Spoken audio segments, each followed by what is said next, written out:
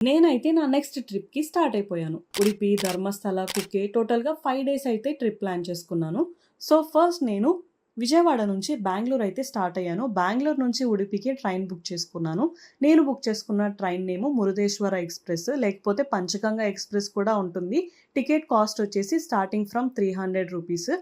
So, నేను విజయవాడ నుంచి Bengaluru reach అవ్వడానికి మార్నింగ్ 7 అయితే అయింది. నా ట్రైన్ ఈవినింగ్ 8:25కి. అందుకనే మంచిగా బెంగుళూరులో ఈవినింగ్ వరకు తిరిగేసి ఈవినింగ్ కేఎస్ఆర్ బెంగుళూరు రైల్వే స్టేషన్‌లో ఉడిపికైతే ట్రైన్ ఎక్కేసాను.